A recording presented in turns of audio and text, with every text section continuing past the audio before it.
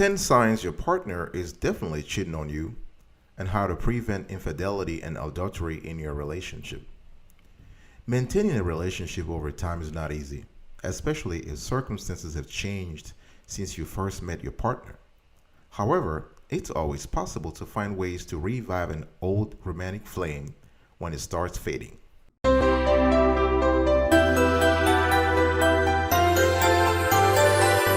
Welcome back, folks, to another edition of Sweetie Kiwi. I hope you are doing wonderful, and as I am, I'm doing fantastic today. And if you are doing as marvelous as I am, go grab a cup of coffee or tea or let's go. Before I get into nitty-gritty, I want to give a shout out to all our viewers and listeners and fans throughout the world, specifically in America and Canada. We really appreciate your loyalty and your suggestions. It's been fantastic. Thank you so much. Now, 10 signs your partner is cheating on you, right?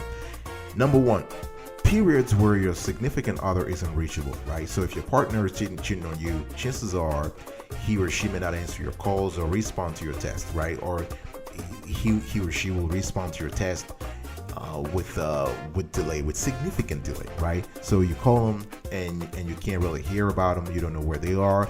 And so the bottom line is, if your partner is unreachable while working late or on a business trip, that's just a bad sign. That's the bad sign right there, all right? Number 2, your partner is suddenly antagonistic toward you, right? If your partner starts developing some kind of aggressive, if they're really being aggressive towards you or towards your relationship, then you know something is amiss here, right? Because research has shown that cheaters will want to rationalize their behavior, right? They're trying to put the blame on you as a justification for the cheat, right?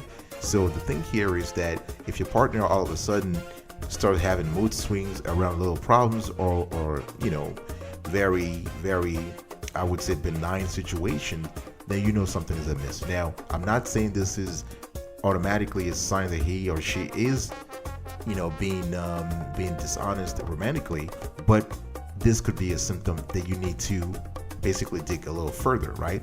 The thing here is that if you're for instance in the bedroom, if your partner is looking the other way, right, not watching you, not looking your way, or they are very angry when you make a little comment about something, or they don't appreciate things you've done, again, something is amiss, all right?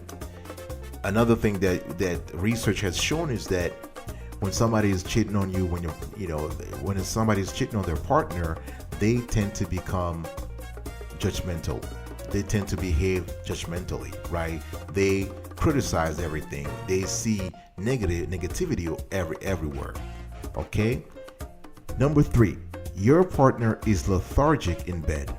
Yeah, that's just me trying to say, politely, that your partner, is not giving it to you. So you see significantly less or more or different sex in your relationship, right? So basically you have, decreased or increased levels of sexual activity can be a sign of infidelity. Why?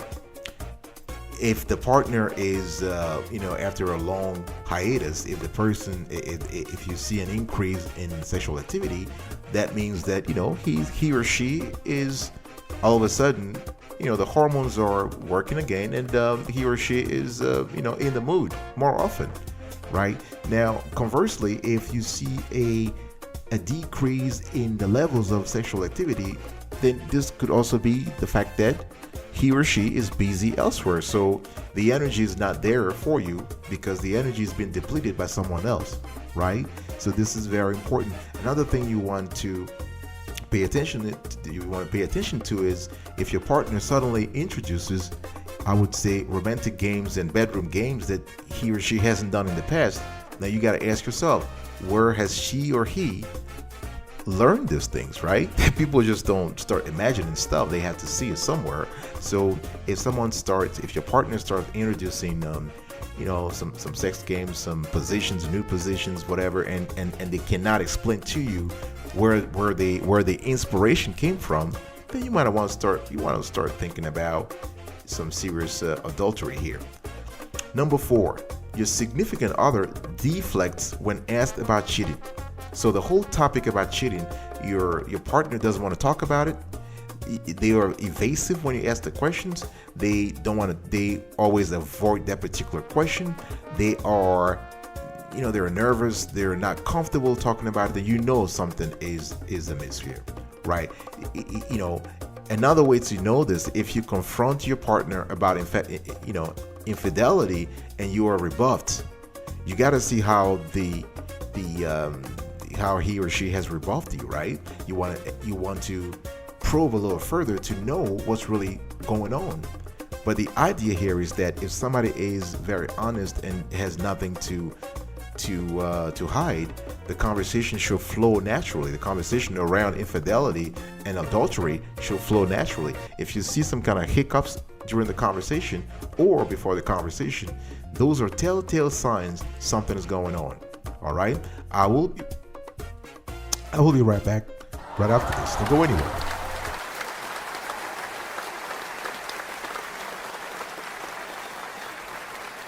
Welcome back, folks, to another edition of Sweetie Kiwi. Consider subscribing to our channel if you love the content we've been giving you so far. Turn on the notification bell so you are aware of new shows as we drop them. We drop this kind of shows every single day, or even more often if we are not lazy and we have the resources. We appreciate if you like this show, share it, and comment below. Give us your experience when it comes to infidelity and adultery, and let us know if the 10 signs that we are indicating in today's show are valid worldwide, or if you have other signs that you can tell us. We'll really appreciate it. Now, number 5, emotional intimacy no longer exists between both of you. So if you don't have emotional intimacy between you and your partner, there is something going on. Why? Now, emotional intimacy is different from physical intimacy, right? Physical intimacy is usually what's there when you first meet. There's fire, everything is fine. The hormones are just are so much that you guys need to get it down, right? you need to get laid, right? But after several years, after 20 years, 30 years, emotional intimacy tends to replace physical intimacy. So you're able to connect more with your significant other. You can feel them around you. You can anticipate their behavior. You can anticipate their emotions. You can anticipate their desires. You sort of connect, and the bond is stronger. You have a stronger bond that goes beyond the physical intimacy. Now, if you don't have that anymore, if you see a decrease or a disappearance of that emotional intimacy, this could be a sign that your partner's mind is elsewhere. Your partner is preoccupied by something else. There might be an affair. There might be something going on. There might, he or she's not there, and you want to probe more. You want to dig further to know what's really happening here. Sign number 6: your partner pays more attention to his or her appearance. This is a good one, right? Let's say you have a partner that suddenly starts going to the gym, starts having a haircut, doing more makeup for ladies or men for sometimes. You have a partner who will start paying attention to what they eat. They're eating healthier. They're trying to lose weight. Those are signs that something is in your relationship equation. You have a new element in the relationship equation. If you're not the source of that sudden change, you bet somebody else's is. So, if you have your spouse, your wife or your girlfriend suddenly going and buying a new dress, making herself all pimped up and all beautiful, and this is not because of you, something is happening, right? Or if you have your husband or boyfriend start shaving, even though all those years you've known him with a beard, and all of a sudden he wants to remove facial hair, then something is happening. There is another person. There is something, right? And again, this could be an affair partner running the show or not. The bottom line here is you want to probe. All right. Sign number 7: your partner's friend avoid you or seem uncomfortable around you. Right. The thing here is that if you are a betrayed partner, chances are you are the last person to find out, because your partner's friend, your partner's entourage might already know what's going on. Now, of course, out of courtesy and respect and loyalty to their friend, they won't tell you. So instead of that, they will just avoid you. They will seem uncomfortable around you because they know sooner or later or very soon you'll be you'll be passé, you will be your partner's ex. So they've already discounted you. So if you kind of realize, if you kind of notice a sudden change in the behavior of your partner's friends vis-a-vis you, you know something's going on and you want to probe ASAP.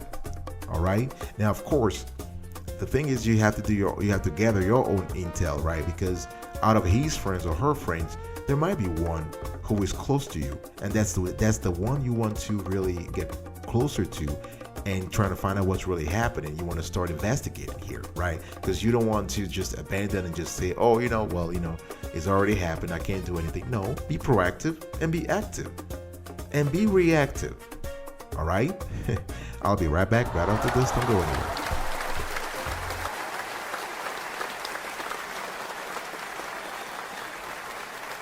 Welcome back, folks, to another edition of Sweetie Kiwi. We're still having a conversation today about 10 signs your partner is definitely cheating on you and how to prevent infidelity and adultery in your relationship.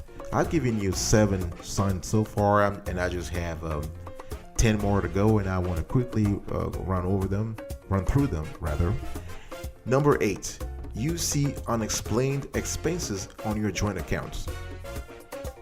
Right now, infidelity is a very expensive proposition, right? I mean, if you think about things like traveling, gifts, hotel rooms, wine, champagne, dinners, all those things cost money, right? So if you start seeing large cash withdrawals or large charges on your credit cards or debit cards from places you rarely or never frequent, that's the bad sign, right? And again, the thing here is this is if you have a joint account. Even if you don't have a joint account, if you have separate accounts, you can still check your partner's credit cards or your credit card statements if he or she has allowed you to, so you can see what's really going on, right? Or if you have joint bank accounts, retirement accounts, investment accounts, and you start seeing large movements, large debit movements, then you know that this is really, really bad. Of course, the first thing you have to do is not assume that he or she is cheating on you. You want to ask them. You want to ask the question. You want to pose the question. All right? Sign number 9, your partner guards his or her phone more closely. Right? If your partner has become secretive about their phone or computer, then you know something's going on. Because a cheater will use his or her phone or computers, for that matter, more frequently than before. But the thing here is that he or she will guard that computer as if their lives depended on it. So, let's say, for instance, you've been with the guy for the last 10 years and he's never had a password on his tablet. And all of a sudden, you want to get into the tablets just to check, just for a random, just to Google something. And the tablet has a password, then you know something has happened. Again, there is a new element in your relationship equation. So you want to start probing that. Or if you've been with a woman for the last 15 years and all of a sudden she starts deleting text and clearing her browser history on a periodic basis, that's not a good sign, right? That's not a good sign. So you always want to probe that. What's even worse, if the partner doesn't want to give you his or her phone, and whenever you ask, they say no, because what could they be keeping secrets? What is so important that they can't share with you, right? If you're married to that person, chances are you guys are sharing a lot of stuff already. So if somebody's not willing to share their phone or tablets or computer with you, you know something's going on. Sign number 10, your significant other has modified his or her schedule. This is another good one where you see a change, you see an alteration in your partner's schedule. right? So before they used to, he or she used to come home at 6 or 7, and all of a sudden he or she starts coming at 10 p.m. telling you, yeah, we have a lot of work, and this has been going on for 1 month or 2 months, and that has never happened. Or your partner suddenly goes on a business trip, right? Or finds a need to travel for work, and that he has not been promoted or she has not been promoted. Those things will tell you, for instance, that something's going on. Another thing that is very important, you want to pay attention to birthdays and anniversaries, right? Because of the change in the partner schedule, on the cheating partner schedule, he or she might tend to forget birthdays and anniversaries. So, if your partner's mind is not on the relationship, those things will happen. That, he will not pick up the kids, for instance, or she will not remember your anniversary, your 10th anniversary or 5th anniversary, whatever it is. This could be a sign that there is a new element in your relationship, in the equation, and that equation variable needs to be addressed. This could be an affair partner, right? So you want to pay attention to that. I'll be right back right after this. Don't go anywhere.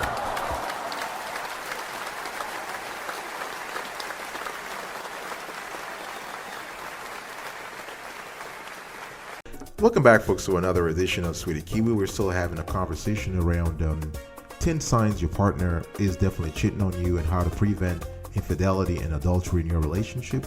I've given you already all the 10 signs. Now let's just talk about how to prevent infidelity and adultery in your relationship. The first thing, it's always better to prevent than to try to fix, right? The idea here is not to run after your partner and trying to confront them. This is a possibility. But it's just way better to prevent things before they happen. All right. And the first thing you want to do is, the best way to prevent infidelity in your relationship is to create an awesome relationship in the first place. Right? That's the best insurance policy against cheating and affairs. So what you want to do, there are several ways to create an awesome relationship. Try to be attractive to your partner every day, right? Constantly up your game. Keep things fresh in your friendship and love life. Try to stimulate your partner's brains in ways that constantly keep him hooked or keep her hooked. This is very important. You want to keep the focus on making yourself stronger. Make yourself sexier. Make yourself more interesting. Right? So this is very important. So the thing here is that don't be on defense here. Play offense. That's the summary here. To create an awesome relationship, you want to play offense and not defense. And that's how you are getting an awesome relationship. Now, how do you create an awesome relationship in the long term? Now, there are things you have to do every single day or as frequently as possible. And here are those things I'm gonna give them to you right now.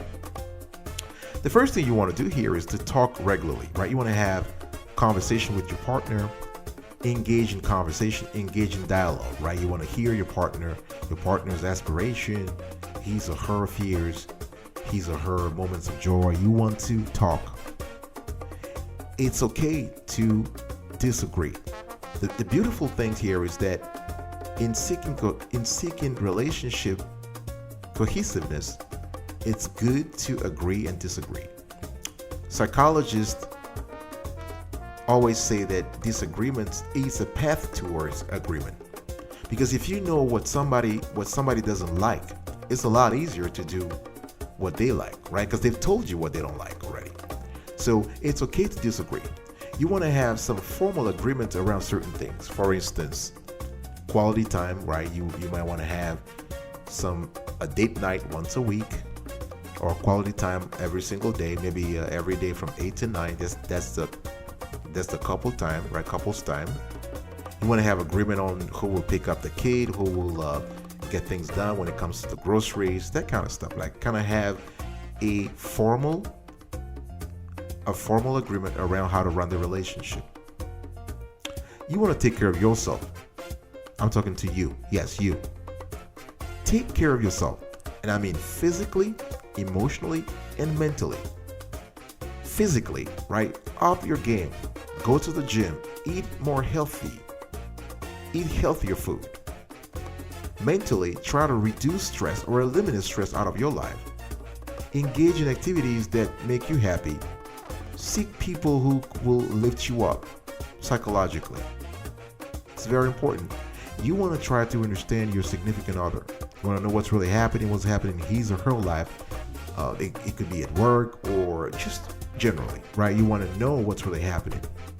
If need be, if you guys are going through ups and downs in your relationship, seek counseling, right? Seek counseling occasionally. Now, going to a therapist, to a relationship therapist doesn't mean that your relationship is at risk. It just means that you're trying to find solutions as you go along. No relationship is devoid of problems, right? So do occasional counseling. Try to do stuff together with your partner. Travel, volunteer. You can actually sign up for a dance class. Do stuff together, right? Another thing you want to do is, and this is very important, you want to talk frequently and openly about sex. Romance, sex, intimacy, your fantasies, his desires, your desires, the fantasies, whatever goes on, whatever makes you kinky, talk about those things, right?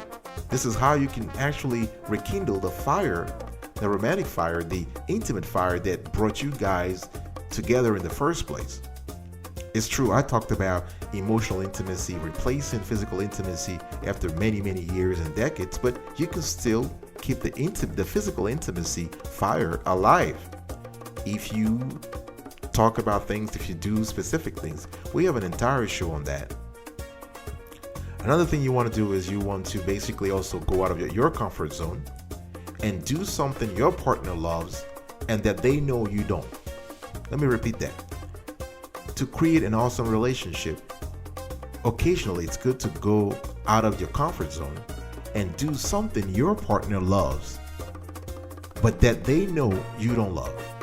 By doing that, you're showing them, hey, listen, I care so much about you, honey, that I'm willing to do stuff just for you. I'm doing it for you. I don't have a passion for these things, but I want to do it for you. I want to make you happy. All right, I'll be right back right after this. Don't go anywhere.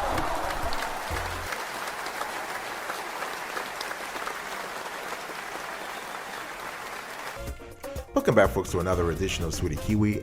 We are about to wrap up today's show, and I want to, before I give the 10 signs, before I give the recap here, please consider subscribing again to our channel and turning on the notification bell so you are made aware of new shows. Comment below, share, and like this content. We really appreciate it. Here's today's recap. Here are the 10 signs your partner is definitely cheating on you, and how to prevent infidelity and adultery in your relationship. Periods where your significant other is unreachable. Your partner is suddenly antagonistic toward you. Your partner is lethargic in bed. Your significant other deflects when asked about cheating. Emotional intimacy no longer exists between both of you. Your partner pays more attention to his or her appearance, physical appearance that is. Your partner's friends avoid you or seem uncomfortable around you. You see unexplained expenses on your joint accounts. Your partner guards his or her phone more closely. Your significant other has modified his or her schedule. And how to prevent infidelity and adultery in your relationship? I explained to you how to create an awesome relationship, and I also gave you a few tips that you should apply every day or as often as possible. Thank you, folks. Have a great relationship, and remember, stay marvelous.